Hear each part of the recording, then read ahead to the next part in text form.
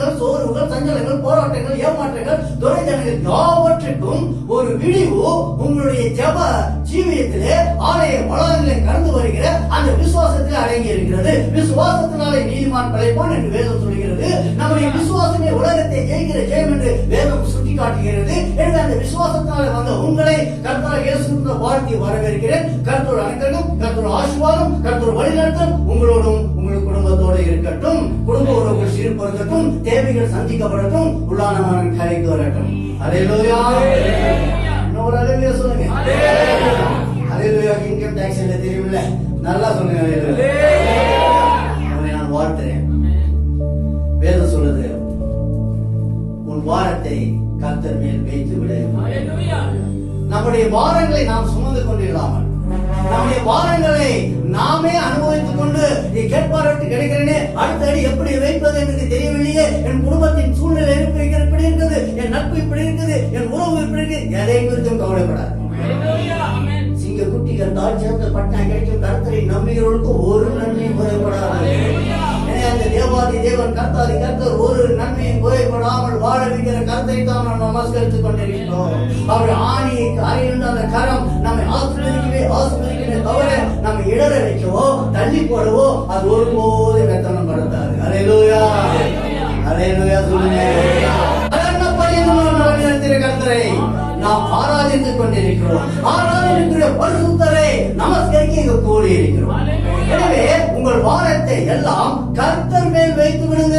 உங்களுடைய எல்லா குறைவுகளை நிறைவாக அவர் போதுமானவராக இருக்கிறார். எனவே நீ கேட்டுட்டு இருக்க தேவ பிள்ளைகளே, cast your burden upon the Lord. If you are decided to do that, you are the worker in the world. யாருமே உங்களுக்கு எதிர்த்து நிற்க முடியாது. உங்களுடைய பாரங்களை, உங்கள் கஷ்டங்களை, உங்களுடைய தோல்விகளை எல்லாவற்றையும் கர்த்தர் மேல் வைத்து விட்டால் எல்லா ஜெயமும் உங்களை நாடி தேடி வரும். நீங்க எப்ப கர்த்தரை சார்ந்து இருக்கிறீங்களோ, நீங்க எப்ப கர்த்தருக்கு அடைக்கலமா இருக்க நம்புறீங்களோ, விஷ ஜந்துகள் உங்களை அண்டாது. உங்க பக்கத்து வீட்டு கூரையில இருக்க அந்த பாம்பு உங்களை சீண்ட முடியாது, அனுமதிக்க மாட்டாரு.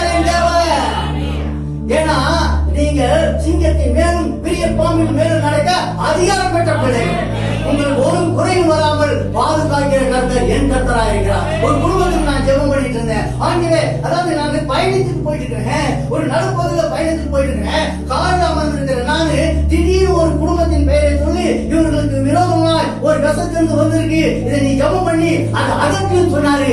அதை உடனே அந்த குடும்பத்தின் பெயரை சொல்லி, அந்த குடும்பத்தின் தலைவன் தலைவி பெயரை சொல்லி நான் ஜெபித்தேன். எனக்கு தெரியும் அந்த விஷத்திலிருந்து அவர்களை அண்டி இருக்காது. சொல்லுங்க. என்னை நோக்கி கூப்பிடு என்று சொன்ன கர்த்தர், நீங்கள் எப்பொழுது அவரை நோக்கி கூப்பிடுகிறீர்களோ ஒரு நன்மை குறைபடாமல், எந்த தீங்கு வராமல், ஜந்துகளுக்கும் மிருக ஜீவன்களுக்கும் கொள்ளை நோய்க்கும் விலக்கி நீக்கி காக்கிற கர்த்தர்.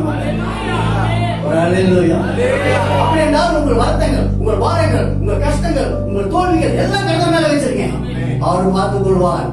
அவர் தேவ பிள்ளைகளுக்கு ரட்சிப்பின் கேடகத்தை தந்து தமது வலது கரத்தினாலே தாங்கி அவருடைய காரணத்தினாலே அவர் உங்களை பெரியவனாக்குகிறவராக இருக்கிறார். எனவே ஒரு வாரத்தை கர்த்தர் மேல் வைத்து விடுவார். எனக்கு செவி கொடுப்பார் என்று நம்பி வீற்றிரு. தாவீது பாடுறான், நான் படுத்து நித்திரை செய்தேன், விழித்துக் கொண்டேன், கர்த்தர் என்னை தாங்குகிறார். தாவீது அருமையா பாடுறாங்க. 3ஆம் அதிகாரம் 5ஆம் வசனத்துல அவன் எப்படி இன்பமா நித்திரை பண்றான் அப்படின்னா, அவனுக்கு ஒரு நம்பிக்கை, என் தேவன் என்னை காப்பார். இஸ்ரவேலை காக்கிற ஒருமுகத்திலே தூங்குறதும் இல்லை. இஸ்ரவேலை காப்பது அவருக்கு விசேஷம். இஸ்ரவேலை ஆசீர்வதிப்பது பெரிதான ஒரு கிருபாவரங்கள். எனவே அந்த நம்பிக்கை, அவன் அந்த நம்பிக்கை மேல அவன் வாழ்றவன், அவன் நித்திரை இன்பமா இருக்கும். அநேகருடைய நித்திரை இன்னைக்கு இன்பமா இல்லாம இருக்கு. அடுத்த நாள் என்ன நடக்கும், அடுத்த வேலை என்ன நடக்கும், நான் இப்பொழுது நித்திரை செய்கிறேன், என் நித்திரை எப்படி இருக்கும் அப்படின்னு வாழ்ந்து கொண்டிருக்க சமுதாயத்தில் நாம் வாழ்ந்து கொண்டிருக்கிறோம். எங்க பார்த்தாலும் கொள்ளனே ஒரு வாரத்துல 7 பேர் இருந்து போறாங்க. நமக்கு தெரியாத எத்தனை பேர் தெரியாது. ஆனா தேவ பிள்ளைகளுக்கு அவள் அடைக்கலமும் பலனும் ஆபத்து காலத்தில் அனுகூலமான துணையா இருக்கிறார். இந்த தேவன் என்று சதா காலம் நமது தேவன் மரண பரிணாமங்களை வழி நடத்துகிறார். அவர் உங்களை வழி நடத்துவார், பராமரிப்பார், பாதுகாப்பார். உங்கள் குறைவுகள் இயேசுவின் நாமத்தால் நீங்க போகும். ஒரு நிறைவுள்ள வாழ்க்கையை நீங்க வாழ. இந்த துக்கத்தின் மத்தியிலே, இந்த சோர்வின் மத்தியிலே நானும் என்னுடைய துணைவியாரும் சோர்ந்திருக்கும் போது இரவு நேரத்துல அருமையான என்னுடைய பிள்ளையும் அவருடைய கணவன் மனைவி பிள்ளைகள் வந்து எங்களை சந்தோஷப்படுத்தி போனாங்க. அருமையான என் மனைவி சொன்னாங்க, ரொம்ப சோர்வா இருந்தோம் இல்லையா, இந்த சோர்வின் மத்தியிலே அவங்க வந்து போனது சந்தோஷமா இருக்கு. நீங்க உங்க போதகரின் வந்து சந்திச்சு போனா போதகருக்கு சந்தோஷம். அல்லேலூயா. எங்களுக்கு இருக்கிற கஷ்ட நஷ்ட சோர்வுல உங்களை வேற வந்து பார்க்க முடியுமான்ற மாதிரி இருக்கு. அல்லேலூயா. ஒரு நல்ல அல்லேலூயா சொல்லுங்க. கர்த்தர் ஆசீர்வதிப்பார். நீங்க மற்றவர்களை சந்தோஷப்படுத்துறவங்களா இருந்தா உங்களை கர்த்தர் சந்தோஷப்படுத்துவார். அவர் நல்லவர். கர்த்தர் நல்லவர் என்பதை ருசித்து பார்க்கிற அனுபவம் வேணும். எனவே அவன் சொல்றான், நான் படுத்து நித்திரை செய்தேன், விழித்துக் கொண்டேன், கர்த்தர் என்னை தாங்குகிறார். நீங்க எப்போ படுத்தாலும் உங்க நித்திரை இன்பமா இருக்கும். எப்பொழுது எழுதாலும் நம்ம சமத்து, அப்பா இந்த நாளை நீ கொடுக்கிறளவோ உமக்கு நன்றி என்று நீங்கள் தொடங்கும் போது முடிவு பரியந்து உங்களை வழி நடத்த போதுமான. அல்லேலூயா. ஜெபிப்பதற்கு இடம் இல்லை, எங்க வேணாலும் இங்க ஜெபிக்கலாம். வேதம் சொல்லுது, எல்லா இடத்திலும் அவரை தொழுது கொள்கிற ஒரு காலகட்டத்திலே நாம் வந்திருக்கோம். கிருபையின் காலத்திலே, இந்த கிருபையின் காலத்திலே நீங்க இருக்கிற இடத்திலே உள்ளான மனிதன் களிப்புறும்படி பரிசுத்தத்தோடு அவரை நோக்கி நீங்கள் விண்ணப்பித்து ஜெபித்தால் அந்த ஜெபங்கள் அங்கீகரிக்கப்படும். ஏதோ நான் மண்டியிடணும், நான் தனியறைக்கு போகணும், அப்பதான் அது நல்லது. ஆனா காலங்களை நேரங்களை அனுசரித்து நீங்க ஜெபிக்கணும். ஜெபிக்காத மட்டும் இருக்கிறாதீங்க. அல்லேலூயா. அப்பதான் உங்க பிள்ளைகளின் ஆசீர்வாதம், உங்களின் ஆசீர்வாதம் பெரிதா இருக்கும். உங்க வருத்தத்தை எல்லாம், உங்க பாரத்தை எல்லாம் அவர் மேல் வைத்து விட்டு ஜெபம் பண்ணுங்க. இந்த காலகட்டத்திலே அவன் குமாரன் அப்சலோம் அவனை கொல்ல விரட்டி கொண்டிருக்கும் போது இப்படியாக தேவனை நம்பி பாடுறான். அடுத்த நாள் என்ன நடக்குன்னு அவனுக்கு தெரியாது. அவனுடைய சொந்த குமாரனே அவனை விரட்டி அவனை கொலை செய்ய அவனுக்கு விரோதமா எழும்பின காலகட்டத்துல அவன் சொல்றான், அவன் நித்திரை அவனுக்கு இன்பமா இருந்ததான். அந்த நித்திரை குறிக்கிற கர்த்தர் நமது கர்த்தர். ஏன்னா அவன் வருத்தத்தை எல்லாம், அவன் பாரத்தை எல்லாம் கர்த்தர் மேல் வைத்து வாழ்ந்தான். உன் வலியையும் பாரமான யாவற்றையும் அவரை நம்பி அவரிடம் ஒப்புக்கொடு.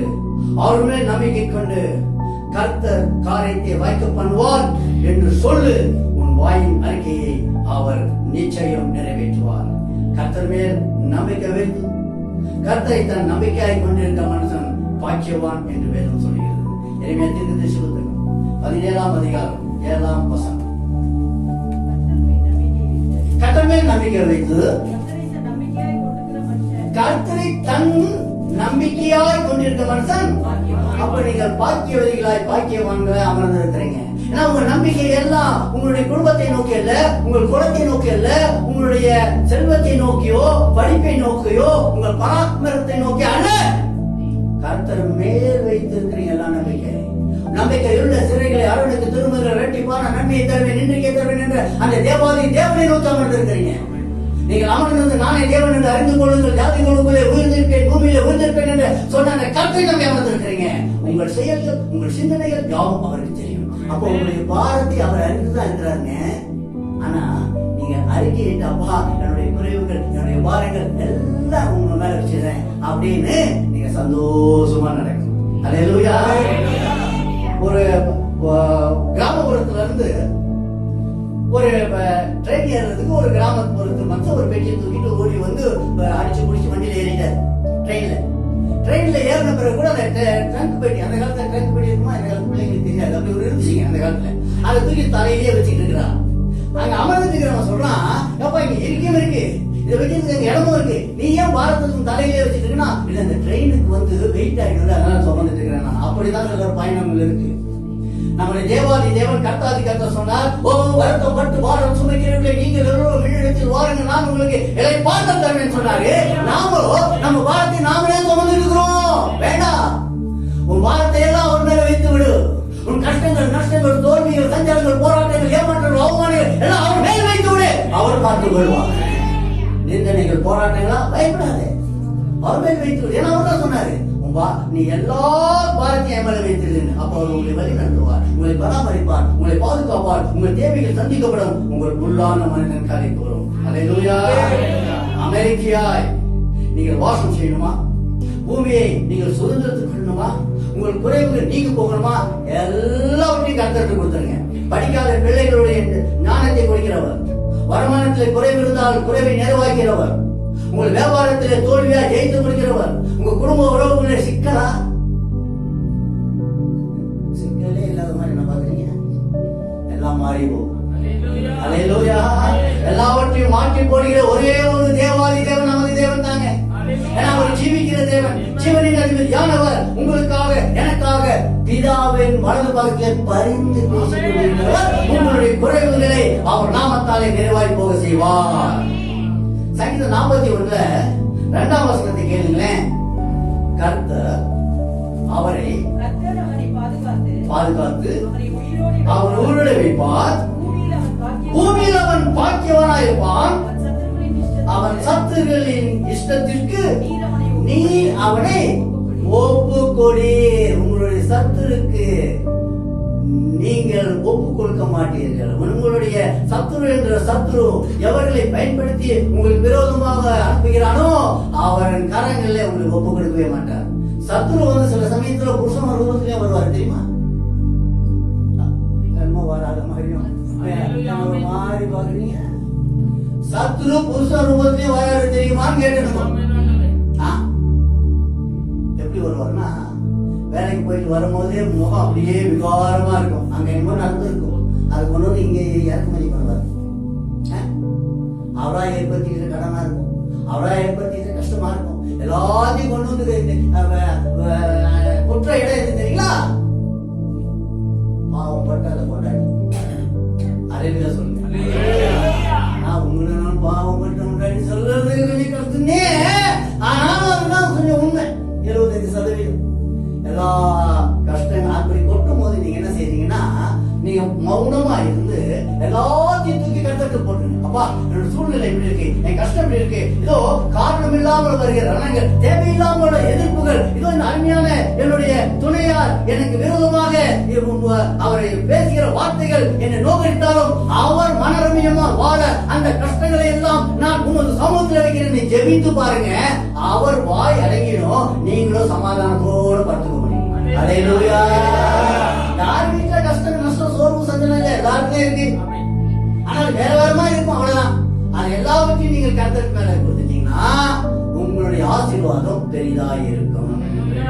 அவர் பாதுகாப்பார், உயிரோட வைப்பார், பாக்கியவானாய் பாக்கியவதியாய் வாழ வைப்பார், உன்னை உனது சத்துருக்களின் கைக்கு விலக்கி காப்பார். எனவே உன் பாரத்தை அவர் மேல் வைத்து, தேவனே உனக்கு பிரியமானதை செய்கிறேன் என்று சொல்லி அவருக்கு பிரியமானதை செய்ய வாஞ்சியாய் நாடு.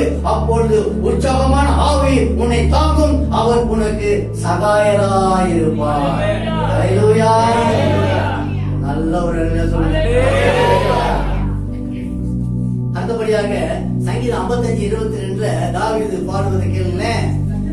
கர்த்தர் மேல் பாரத்தை வைத்து விடு, அவர் உன்னை ஆதரிப்பார், நீதிமானே ஒருபோதும் தள்ள மாட்டார். என்னங்க நீதிமானே? அப்ப நம்மளை தள்ளுவாரா? தள்ள மாட்டாரு. நம்மளா போய் விழுந்தாதான் உண்டு, அப்பவும் தூக்கி எடுப்பார். நற்பாதை காட்டி நல்வழியிலே நடத்துவார். உன் நம்பிக்கை வீண் போகாது, உன்னை வெட்கத்திற்கு உட்படுத்த மாட்டார். அவர் தமது வார்த்தையினாலே உன்னை ஆதரிப்பார். நீயோ தேவனுக்கு பயந்து அந்நிய நுகந்தடியை கலைத்து போட்டு விட்டு வெளிச்சத்தின் பிள்ளையார் தேவனையே சார்ந்து வாழ்ந்தால் உனது வாரமெல்லாம் நீங்கும். தேவனின் வார்த்தை மிகவும் புடமிடப்பட்டது. அதில் நீ பிரியப்பட்டால் மனுஷன் செய்யும் இடுக்கத்துக்கு உன்னை விடுவிக்க வல்லவராய் அவர் இருக்கிறார். அவர் கட்டளைகளை காத்துக்கொள். வேதம் சொல்லுதுங்க அருமையா, தேவனை விட்டு பின்வாங்கினால், அவரை மறந்தால், அவருக்கு பிரியமில்லாத காரியத்தை செய்தால் சத்துரு உன் வாழ்வில் உட்புகுந்து பாரமான தொல்லையை உனக்கும் உன் வீட்டாருக்கும் கொடுப்பான். எரேமியா வாயிலாக கர்த்தர் தமது ஜனத்தை நோக்கி இப்படியாக கேட்கிறார். என்ன கேட்கிறார்னா, கர்த்தர் சொல்கிறதாவது, என்னை விட்டு தூரப்பட்டு மாயையை பின்பற்றி வீணராய் போவதற்கு என்னிடத்தில் என்ன அநியாயத்தை கண்டார்கள் என்று கேட்கிறார். அவர்கள் என்ன அநியாயம் இருக்கு? நீ உன்னுடைய உறவு முறையிலோ உன் வாழ்க்கையிலோ அந்நிய நுகத்தடியோடு இடைப்படுவதற்கு அவர் என்ன அநியாயம் செய்தார்? அவர் உனக்கு வேண்டிய ஆசீர்வாதத்தை கொடுத்தார், உன் எல்லைகளை சமாதானமாக்கினார், உனக்கு உணவையும் உடையையும் ஏற்படுத்தி கொடுத்து பாதுகாத்தார், வேலை தளத்திலே ஆசீர்வாதத்தை கொடுத்தார், உன் பிள்ளைகளின் ஆசீர்வாதத்தை பெரிதாக்கினார், உன் பிள்ளைகளின் படிப்பு ஞானத்தை கொடுத்தார், செல்வத்தை கொடுத்தார், சமாதானத்தை கொடுத்தார். நீயோ என்றால் அந்நிய நுகர்ந்தோடு ஏன் படிக்கிறார் என்று தேவன் கேட்கிறார். அல்லேலூயா சொல்லுங்க. எரேமியா தீர்க்கதரிசி புத்தகம் 2ஆம் அதிகாரம் 6ஆம் வசனம்.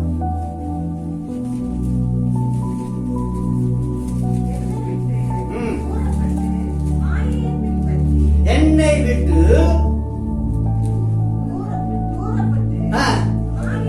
மாயை பின்பற்றி வீணாய் போகிறதுக்கு என்னிடத்தில் என்ன அநியாயத்தை கண்டார்கள் என்று கர்த்தர் கேட்கிறார். சோதனை வரும்போதும் பாரமான கஷ்டங்கள் வரும்போதும் கர்த்தரையே சார்ந்திருந்தால் கர்த்தர் அதில் பிரியப்படுவார், பாதுகாப்பார், பராமரிப்பார். மறந்துடாதீங்க, யாரையும் நீங்க சந்தோஷப்படுத்துவதற்காக அந்நிய நுகர்ந்தடியோடு இருக்கிறாரு. எவருக்காகவும் எதற்காகவும் ஆதி முதல் கொண்டு தலைமுறைகளை வரவழைத்தவர் கர்த்தராகிய தேவன் தானே. பிந்திரவராகிய நம்மோடு இருப்பவர் தானே. அவர் நமது பாடுகளை எல்லாம் பார்த்து பரிகாரியாகிய தேவன் உபகாரம் செய்வார். நம்பினார், விசுவாசித்தால் எல்லாம் ஆகும். தீர்க்கதரிசி புத்தகம் 41ஆம் அதிகாரம் 14ஆம் வசனம் இப்படியாக உள்ளது. சிறுமியும் எளிமையுமானவர்கள் தண்ணீர் தேடு, அது கிடைக்காமல் அவர் நாவு தாகத்தால் வரும்போது கர்த்தராகிய நான் அவர்கள் செவி கொடுத்து இஸ்ரவேலின் தேவனாகிய நான் அவர்களை கைவிடாதிருப்பேன். கைவிடாத கர்த்தர் இம்மைக்குரிய ஆசீர்வாதத்தை மறுமைக்குரிய ஆசீர்வாதத்தை கொடுக்கிறவர். உங்கள் கஷ்டங்களை கவலைகளை நீங்கி போகும்படி பண்ணுகிறவர். என்றைக்கு நீங்கள் அவரை நோக்கி விண்ணப்பிக்கிறீர்களோ, எப்பொழுது நீங்கள் அவரை சார்ந்து வாழ்கிறீர்களோ, உங்கள் கஷ்டங்கள் எல்லாம் நீங்க போகும், உங்கள் நஷ்டங்கள் எல்லாம் நீங்க போகும். உங்கள் குடும்பம் சீர்படுத்தும். உங்கள் பிள்ளைகள் உங்க கரங்களை அடங்கி இருப்பாங்க. நீங்க சொல்றதான் உங்க பிள்ளைங்க கேட்பாங்க. பிள்ளைங்க சொல்றதை நீங்க கேட்க வேண்டிய அவசியம் ஏற்படாது. அல்லேலூயா. உன் சிறுமை அவருக்கு தெரியும், எளிமையும் அவருக்கு தெரியும். நீ உனது நன்மைக்காய், தேவைக்காய், வாழ்வுக்காய் எதை தேடுகிறாய் என்று கர்த்தருக்கு தெரியும். உன் பிரயாசம் வீணானதா? நீ தேடுவது கிடைக்காமல் போனதா? இதனால் ஜீவனே போகும் அவளை நிலையா? பயப்படாதே. இதையெல்லாம் தேவன் அறிந்து கொண்டு உன்னை நோக்கி பார்க்கிறார். என் பிள்ளை தனது வாரத்தை என்னிடம் சொல்லி என் மேல் வைக்கும் அனுபவத்தோடு இருக்கிறதா என்று அவளோடு அவர் பார்த்து கொண்டிருக்கிறார். நாம தான் நம்ம தலையிலேயே அதை தூக்கி வச்சு சுமந்து நடந்துக்கிறோம். அல்லேலூயா. உலகத்தை பார்த்து நிற்காமல் தேவனை பார்த்து நிறுத்து. நம்ம கஷ்டங்களை எல்லாம் சோர்வுகள் எல்லாம் அவர்கிட்ட கொடுத்துட்டா உன் ஜீவனை அழுகின்ற மீட்டும் உன் வாரத்தை உன்னிடத்திலிருந்து எடுத்து போட அவர் போதுமானவராயிருக்கிறார். மத்தேயு புத்தகம் 7ஆம் அதிகாரம் 9, 10, 11.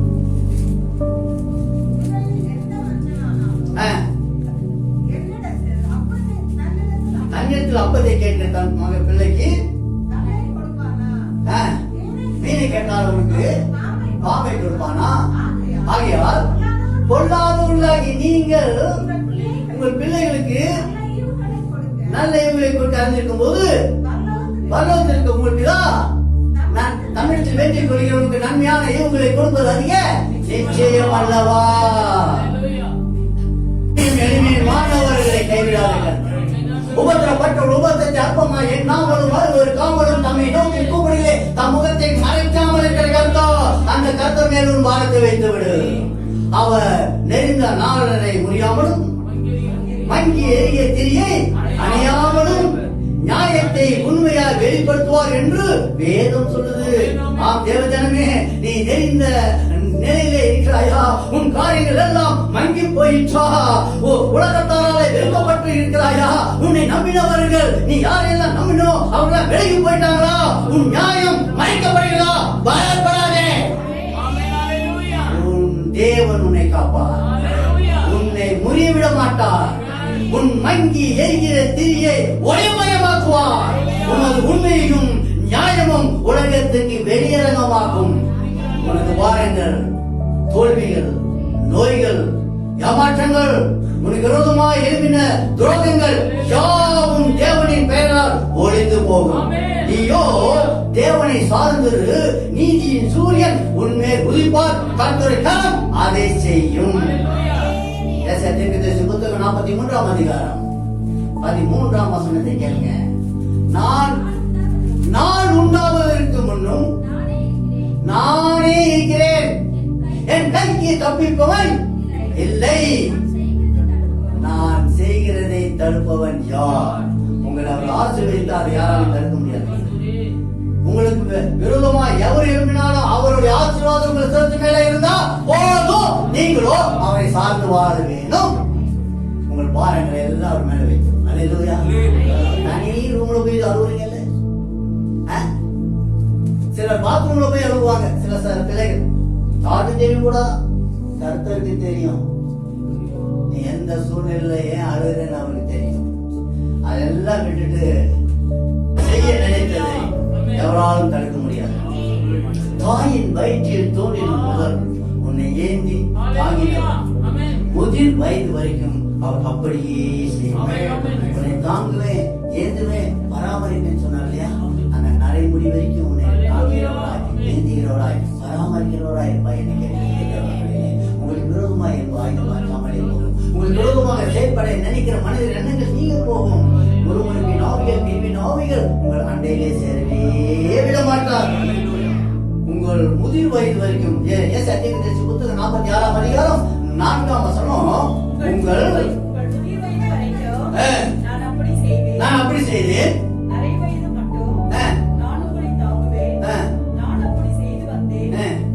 இனிமேலும் நான் ஏந்துவேன், நான் சுமப்பேன், தப்பு வைப்பேன். சுமக்கிறவராய், தாங்குகிறவராய், தப்பு வைக்கிறவராய் இருக்கிறார். என்ன கேட்டுட்டு இருக்க தேவ பிள்ளைகளே, உங்களுக்கு அவர் போதும். மனசன் வேண்டாம், மனுஷிக சிந்தனைகள் வேண்டாம், மாமிஷிக சிந்தனைகள் வேண்டாம். கர்த்தரை நோக்கி பாருங்க. கர்த்தர் என்ன கிடைக்கலமும் வேலனும் ஆபத்து காலத்தில் அனுகூலமான துணியா இருக்கான்னு நம்புங்க. அந்த நம்பிக்கை உங்களை உயிரோடு செய்யும். அதை சொன்னவர் அதை நிறைவேற்றுவார், அதை திட்டம் பண்ணியவர் அதை செய்து முடிப்பார். அவர் வார்த்தைக்கு செவி கொடுத்து உங்கள் வாரத்தை அவர் மேல் வைத்து நம்பிக்கையோடு நடவுங்கள். விசுவாசம் இல்லாமல் தேவனுக்கு பிரியமா இருக்க முடியாது. அவர் தம்மை தேடியவர்களுக்கு பலன் அளிக்கிறார் என்று விசுவாசித்து நடக்க வேண்டும். அந்த விசுவாசம் பெரிதா இருக்கணும். அந்த விசுவாசத்தினால நீ உங்கள் குறைவுகள் எல்லாம் நீங்க போக அவர் போதுமானவராக இருக்கிறார். அந்த தேவனை தான் நம்ம நமஸ்கரித்துக் கொண்டிருக்கிறோம். அப்போ நமக்குள்ள கிறிஸ்துவின் ஆவி இருக்குமானால் நாம் இதை செய்ய முடியும். கிறிஸ்துவின் ஆவி உடையவர்கள் அவர் தேவனுடையவராக இருக்கிறார். படிங்க ரோமர் புத்தகம் 8ஆம் அதிகாரம் 8-9.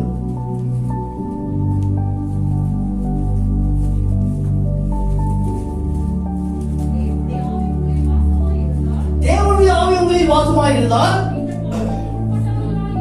நீங்கள் மாமிசத்துக்குட்பட்டவர்களாயிராமல் ஆவிக்குட்பட்டவர்களாயிருப்பீர்கள். கிறிஸ்துவின் ஆவி இல்லாதவன் அவருடையவன் அல்ல.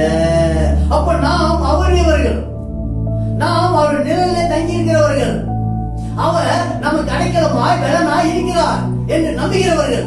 அப்படி என்றால் கிறிஸ்துவின் ஆவி நமக்கு இருந்தா அவர் உங்களை விசாரிக்கிறவராய் இருக்கிறார் என்று நம்ப முடியும். உங்கள் கவலை எல்லாம் அவர் நீக்கி போடுவார் என்று நம்ப முடியும்.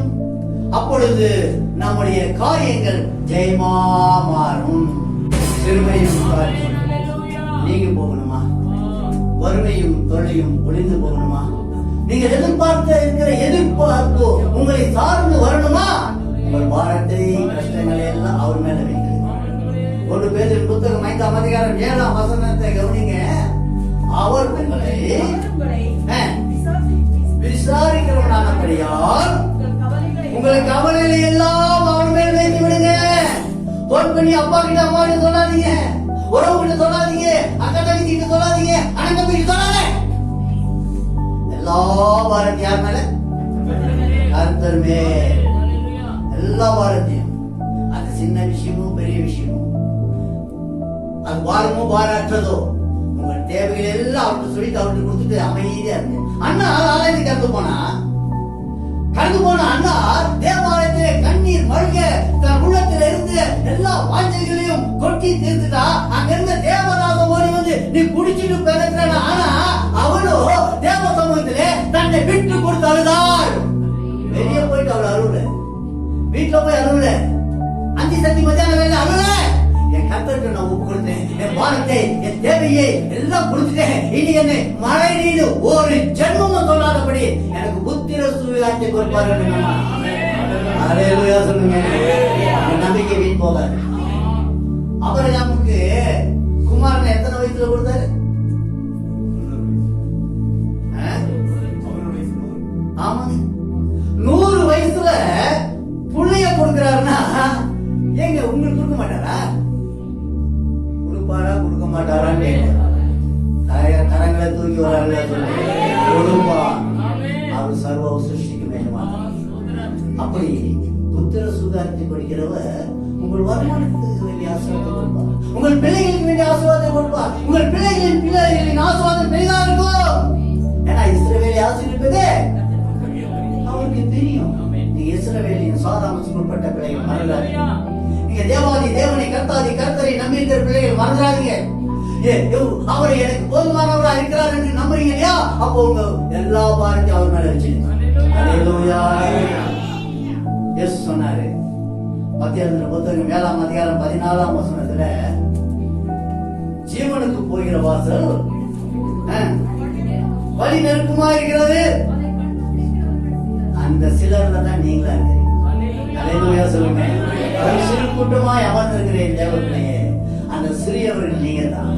ஏன்னா இடுக்கமான வாசல் வழியாக போறீங்க. உலகத்திற்காக, மக்களுக்காக, ஜாதிக்காக, ஜனங்களுக்காக அகன்ற வாசல்ல போகாமல் இந்த குறுகலான வாசல் எனக்கு பரலோகத்திற்கு அழைத்து சொல்லும் என்ற நம்பிக்கையோடு நடந்துகிற உங்களை பிதா குமாரன் வார்த்தை அப்படியே வீடுகளை கொடுங்க. அதன் முடிவு சம்பூர்ணமாக இருக்கும். உங்களை கைவிடவே மாட்டார். உங்கள் தேவைகள் சந்திக்கப்படும். உங்களுடைய கழிக்குவான். இடுக்கமான வழியாய் நடக்கும் போது வரும் வாரங்கள் ஏராளமாய் இருக்கும். யாவையும் கர்த்தர் மேல் வைத்து விட வேண்டும். அப்போதான் முடிவு சம்பூர்ணமாய் இருக்கும். இடுக்கமான வாசல்களில போறீங்க, உங்க உறவு சொல்லுவோம், உங்க நன்மை சொல்லுவான், உங்களோட இருக்கிற இடைப்பட்டு சொல்லுவாங்க, ஏங்க கஷ்டப்பட்டு போயிட்டு இருக்கீங்க பாருங்க, நாங்க விசாலமான வழியில போறோம், நாங்க சினிமா பாட்டு பாடி போறோம், சினிமாவுக்கு போவோம், ஆடுவோம், பாடுவோம், கூத்தடிப்போம், சந்தோஷமா இருக்கும், வாங்கன்னு கூடுவான். போகாது. அது முடிவு ஐயோவா இருக்கும். நீயாவே இருந்து அந்த குருகளான பாதல் எனக்கு சம்பூர்ணமா முடியும். அந்த பாதையிலே என் தேவனை நோக்கி நான் வீடு நடை போறேன்னா அதன் முடிவு ஆசீர்வாதமா இருக்கும். தெரிந்ததுதான் கர்த்தராகிய இயேசு கிறிஸ்து கடல் மேலே நடந்து வருகிறார். கடல் மேல் நடந்து வருகிற இயேசுவை கண்ட சீடர்கள் ஆவேசம் கத்தான். இயேசுவோடு இருந்தவன், இயேசுவோடு சாப்பிட்டவன், இயேசுவோடு நடந்தவன், இயேசுவின் எல்லா காரியத்தையும் பார்த்தவன் இயேசு என்று அடையாளம் கண்டுபிடிக்க முடியல. ஆவேசம் அவருடைய பயப்படாத நான் தான் சொன்ன பிறகு நீரா என்றால் நானும் நடந்து வரணும்னு பேர் சொல்லும்போது நடந்து வாழ்றாரு, நடக்கிறான். இயேசுவே பார்த்துட்டு போகும்போது அருமையா நடந்து போனோம். உலகம் என்ற கடலை பார்த்தா பயந்துதான் சண்டையில் வந்துருச்சு, அமிழ்ந்து போக ஆரம்பிச்சான். எப்ப நம்ம இயேசுவே நோக்கி இயேசு சொன்ன அந்த பாதையில, அந்த குருகளான பாதையில போயிடுமோ விட மாட்டோம், இடர மாட்டோம். எந்த சேதமும் வராம நமது பயணங்கள் இருக்கும். நம்ம பாதையிலே அவர் முன்பாக கடந்து போய் கோணால வெட்டி செவைப்படுத்துவார். பரலோகமே களி கூர்ந்துட்டாங்க உன் ஆனந்தத்துல. பழைய பாட்டு எனக்கு மறந்துட்டீங்க, வெரி குட், மறந்துடணும், பாட்டெல்லாம் மறந்துடணும்.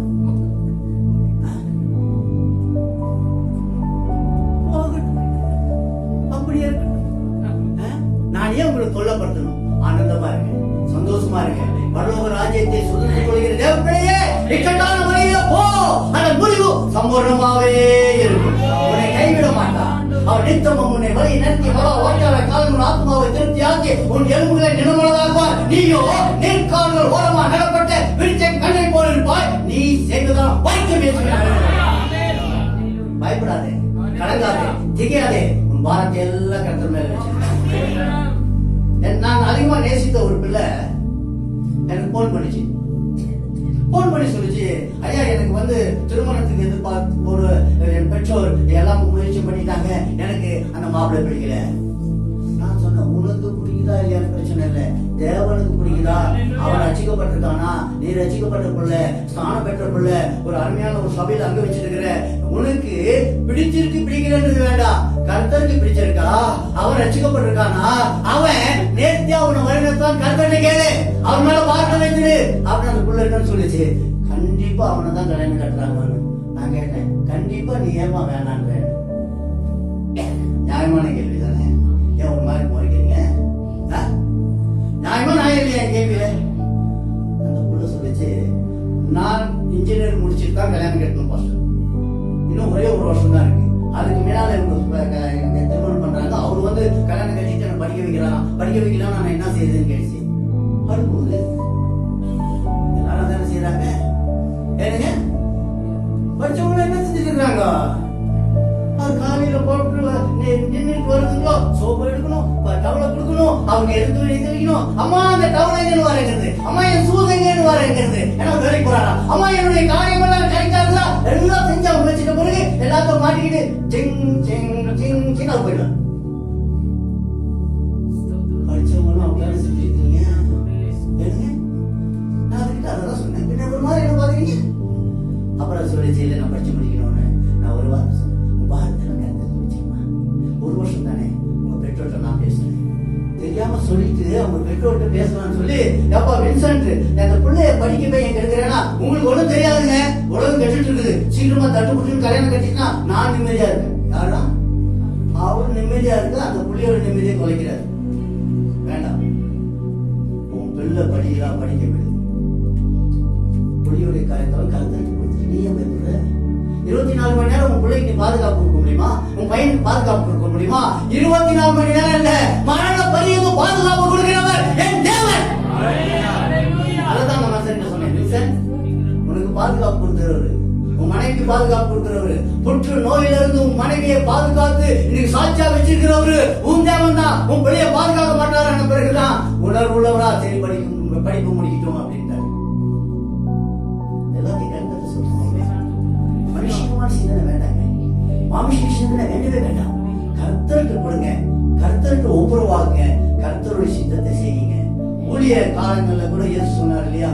மத்தேயு புத்தகம் 11ஆம் அதிகாரம் 28ஆம் வசனத்துல சொன்னாரு, மனப்பாடமா சொல்லணும். ஏறுறீங்க அப்பா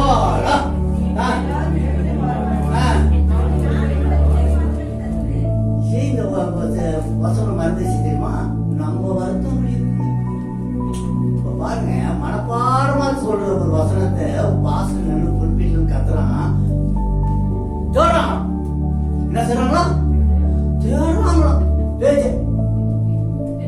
வருத்தப்பட்டு வாரம் சொல்லுகிறேன், நீங்கள் இழுத்துவார்கள், நான் உங்களுக்கு இளைப்பாறுதல் தருவேன். சிலுவை நிழல்ல எதுலையுமே எதுலையுமே அந்த நிழல்ல தஞ்சம் உங்க தாயின் மடியில் இருக்கிற சுகத்தை விட அந்த சிலுவை நிழலிலே நீங்கள் தஞ்சமா இருந்தா உங்களுக்காக சிலுவையை சுமந்தவர், உங்களுக்காக பாரத்தை சுமந்தவர், உங்களுக்காக சிலுவையை அறைந்தவர், உங்களுடைய நன்மைக்காக ரத்தத்தை சிந்தி விழா கிழிக்க ஒப்பு கொடுத்தவர் உங்கள் பாரத்தை எல்லாம் சுமப்பார். உங்கள் கவலைகள் கண்ணீர்கள் எல்லாம் நீங்கும் போகும். உங்கள் குறைவுகள் இயேசுவின் நாமத்தாலே நிறைவாய் போகணுமா? உங்கள் எல்லா பாரத்தையும் அவர் மேல வைத்து விடுங்க. அதனால்தான் சொன்னாரு, வருத்தப்பட்டு பாரம் சுமைக்கிறவர்களே நீங்கள் எல்லோரும் எண்ணத்தில் வாருங்கள், நான் உங்களுக்கு இளைப்பாறுதல் தருவேன் என்று சொன்னார்.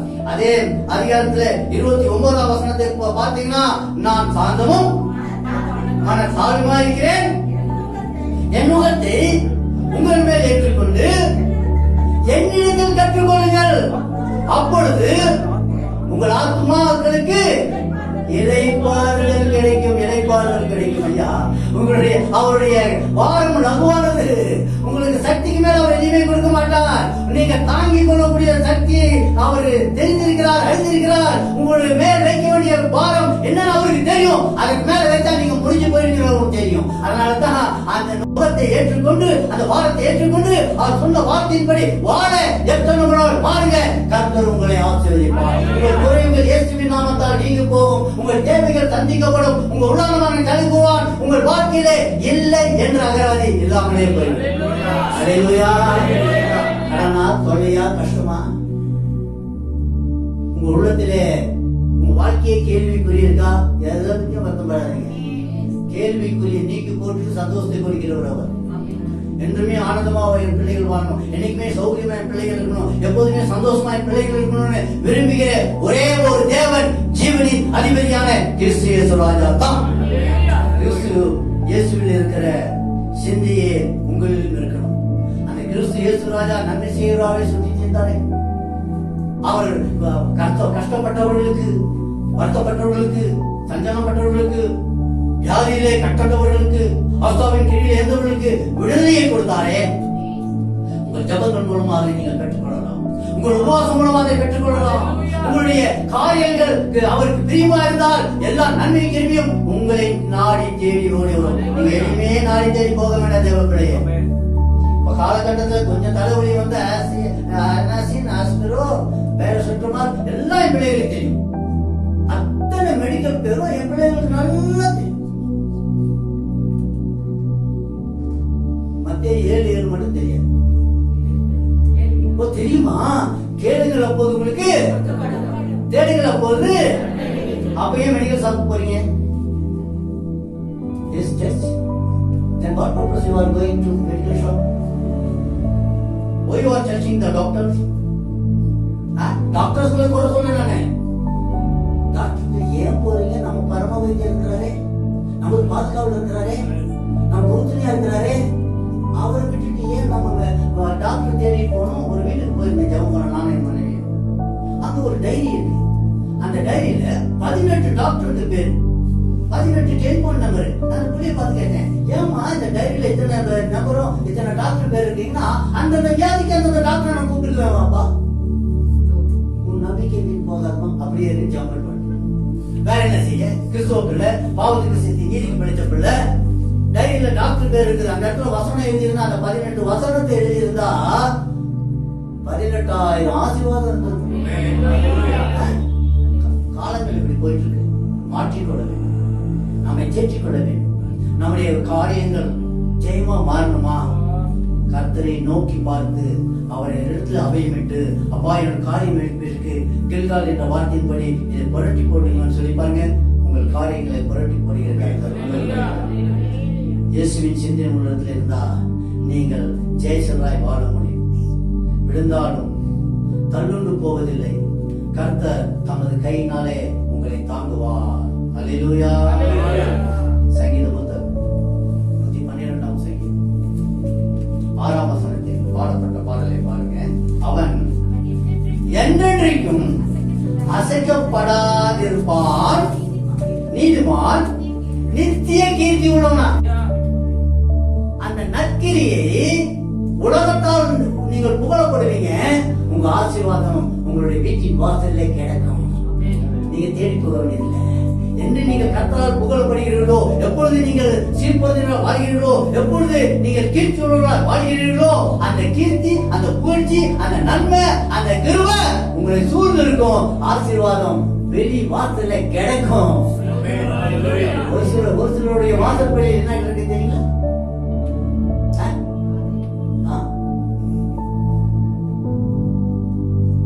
அந்த பாவத்தின் சம்பளம் மரணம் இருக்கு இல்லையா, வருஷமா அது கிடக்கும். வேண்டாம், நமக்கு அதுக்கு சம்பந்தம் இல்லை. நமக்கும் இருளுக்கும் சம்பந்தம் இல்லை, நமக்கும் வேலையாளுக்கும் சம்பந்தம் இல்லை. நாம் வெளிச்சத்தின் பிள்ளை. கட்டுகளை கட்டவழிகள் தான் நாமே தவிர கட்டப்பட்டவர்களாக வாழ்வதற்காக நாம் தெரிந்து கொள்ளப்படவில்லை, அழைக்கப்படவில்லை. தாயின் கர்ப்பத்திலே பேர் சொல்லி அழைத்த கர்த்தா நம்மை விடுவிக்கிறவராய், மீட்கடிக்கிறவராய், நீதிமானாய் மாற்றுகிறவராய், நட்பாதி காட்டி நல்வழியிலே நடத்துகிறவராய், வேதனைகள் உண்டாக்கும் வழிகள் உண்டு என்று பார்த்து நித்திய வழியிலே நடத்துகிறவராய், சமாதான பிரபுவாய், ஏற்று செஞ்ச உள்ளவராய் நம் மத்தியிலே கடந்து போயிருக்கிறார். அல்லேலூயா. வீட்டிருக்கிற பரமபிதா உங்கள் குறைவுகளை இயேசுவின் நாமத்தால் நிறைவாக்க போதுமானவர்கள். அவன் அமர்ந்திருக்கிறவர் அல்ல, நம்மை அமர செய்து நான் நல்லவன், நான் உயர்வான ஒரு தேவனை ருசி பார்க்கும்படி செய்கிறவர். கர்த்தர் நல்லவர் என்பதை ருசி பார்க்க வேண்டுமா? நீங்கள் அமர்ந்து நானே தேவன் என்று அறிந்து கொள்ளுங்கள், ஜாதிகளுக்குள்ளே உயர்ந்திருப்பேன். வசனத்தை நல்லா மனப்பாடம் படிச்சிருக்கீங்க. கர்த்தர் உங்களை ஆசீர்வதிப்பார். அப்போ அவர் நல்லவன் ருசி பார்த்தா நாம நல்லவர்களா இருக்கணும்னா நம்ம வார்த்தையெல்லாம் யார் மேல வைக்கணும்? கர்த்தர் மேல தான் வச்சிடணும். அப்பதான் நீதிமான் நித்திய கீர்த்தி உள்ளவனா இருக்கிறான்னு உலகம் பாருங்க. உலகம் நம்பும். நீ நீதிமானா இருந்தால் உன் வாரத்தை கர்த்தர் மேல் வைத்து விடு. நீயோ வென்றால் அசைக்கப்படாத சிகரத்தை போல் இருப்பாய். நீ செய்வதெல்லாம் வாய்க்கும். எப்போ நீ கர்த்தர் மேல் உன் பாரத்தை வைத்தால் அந்த அனுபவத்தோடு கடந்து போயிட்டியோ, இனி உன்னை அவர் ஒருபோது கைவிடாமல் வழி நடத்துவார். அல்லேலூயா சொல்லுங்க. 1 பேதுரு 3ஆம் அதிகாரம் 21ஆம் வசனத்தை பார்த்தீங்கன்னா, இது நல் மனசாட்சியின் உடன்படிக்கைன்னு அந்த வார்த்தை இருக்கும்.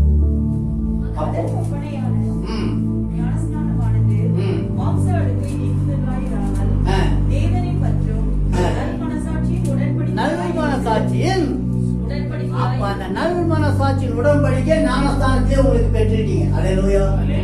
என்னைக்கு நீ பாவத்துக்கு செத்து பிழைத்தீரோ, என்றைக்கு நீ என் தேவனுக்காக இந்த உலகத்தை நான் வெறுக்கிறேன், என் தேவனை நான் நம்பிருக்கிறேன் அந்த மூழ்கி ஸ்தானம் பெற்று எழுதியோ, அந்த நிமிடம் முதல், அந்த இமை பொழுது முதல் நீ நல்மனசாட்சியின் உடன்படிக்கைக்கு பங்காளியாகிவிட்டாய். அப்படி என்றால் அந்த புது உடன்படிக்கைக்கு பங்காளியாய், நண்பனாய், உற்றாராய், அவருடைய கரங்களில் இருக்கிற முத்திரை போதிரமாய் நீ இருப்பது உண்மை என்றால் உன் பாரத்தை எல்லாம் அவர் மேல் வைத்து விட்டு அமர்ந்து இரு. மற்றெல்லாம் அவர் பார்த்துக் கொள்வார். இப்ப எழுந்திருக்கேன், கர்த்தர் உங்களை ஆசீர்வதிப்பார். கொடுக்கிற ஒரு நேரத்தில்